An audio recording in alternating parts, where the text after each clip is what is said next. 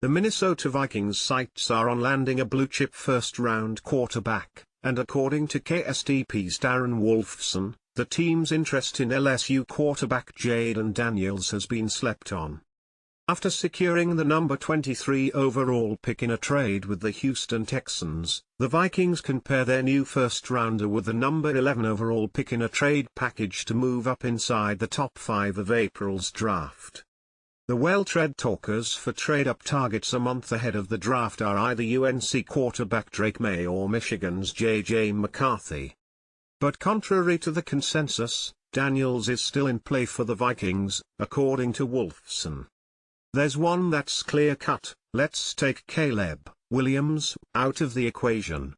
But of the three, among Drake May, Jayden Daniels and J.J. McCarthy, my sense is the Vikings have pretty strong, good opinions on all, Wolfson said on a March 21 episode of Score North's Mackey and Judd podcast.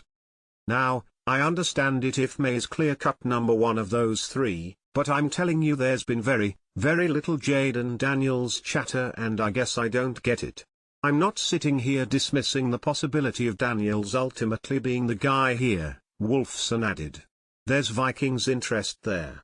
I understand it. Talk all you want about May because of the Josh McCown connection, he coached him in high school. We talked about J.J. McCarthy going back to the fall, all the work the Vikings have been doing. But I'm just saying, don't sleep on Jayden Daniels. The Vikings maintaining interest in Daniels makes sense.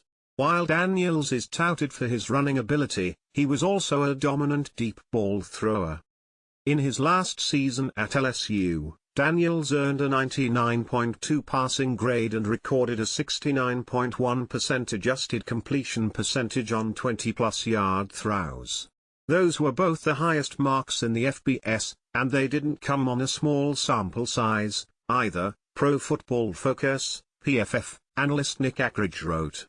He completed the fifth most deep throws in the FBS. Relying on his legs early in his career, Daniels exploded in his fifth season by leading the country with 4,946 total yards and 50 touchdowns while also being incredibly efficient.